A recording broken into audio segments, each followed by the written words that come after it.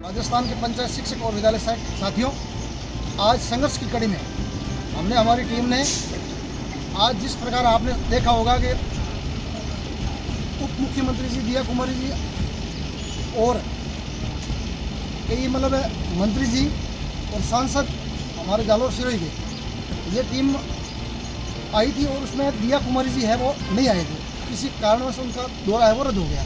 लेकिन हमने जैसे ही सुना कल इनका प्रोग्राम बना है तो लगातार हम इन प्रोग्राम पर नज़र बनाए हुए थे। हमारी टीम ने जैसे ही कार्यक्रम सुना तो हमने पूरी रणनीति के साथ में अपनी बिसात बिसाली और किस हिसाब से बात करनी है, कौन से मुद्दे रखने हैं, और इस प्रकार टीम ने पूरी अच्छी फील्डिंग सेट करके हमने बारी बारी से एक एक बात को उनको बड़ी अच्छी तरीके से बताया और यहाँ तक कह दिया कि आप अगर वादा निभाते नहीं हो तो वादा करते क्यों। बड़े जोर शोर के साथ में हमने अपनी पूरी बात को रखी है। तो मित्रों, इस प्रकार से राजस्थान के कोने में जहाँ भी मुख्यमंत्री जी और राजस्थान के सीएम है या कोई अधिकारी हैं तो आप दो टूक शब्दों में उनसे बात करें। मित्रों, ये अपना हक है, ये अपना हक है और अपने हक अपन किसी भी तरीके से अपन लेंगे, इसमें कोई दो राय नहीं है। लेकिन अपन सब लोगों को सड़कों पर आना होगा, प्रत्येक आदमी को आना होगा। जिस प्रकार इन लोगों ने सत्ता आने से पहले ही इन लोगों ने कहा था कि हम 100 दिन में आपका काम कर देंगे, लेकिन बार बार इसके बावजूद भी ये लोग काम को टरका रहे हैं, आगे कर रहे हैं। आज हमने पूरी रणनीति के साथ में दिया कुमारी जी का घेराव बहुत मजबूती से करना था, लेकिन अचानक उनका दौरा रद्द हो गया, इसीलिए हम ज़्यादा उनसे बात कर नहीं पाए। लेकिन सांसद जी से माननीय मदन जी राठौड़ बीजेपी के प्रदेश अध्यक्ष को दो टूक शब्दों में यहाँ तक कह दिया कि आप लोग वादे क्यों करते हो, क्यों आप वादे करते हो। तो इन लोगों ने जवाब दिया कि किसने वादे किए, वादे तो आपने किए और हमने तो कोई वादे किए नहीं। तो ये इस प्रकार के ये नेता लोग हैं, अपनी बातों से पीछे हटते हैं।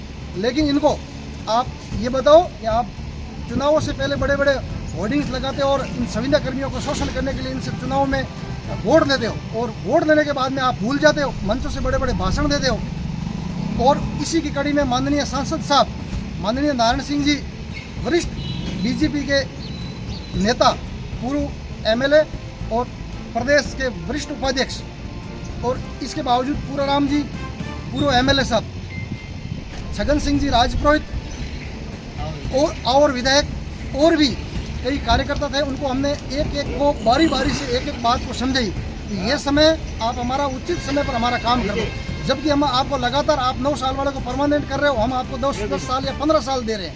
उसके बावजूद भी हमारे 24,000 परिवारों की जिंदगी के साथ में कुठाराघात क्या किया जा रहा है, वो बड़ा निंदनीय है।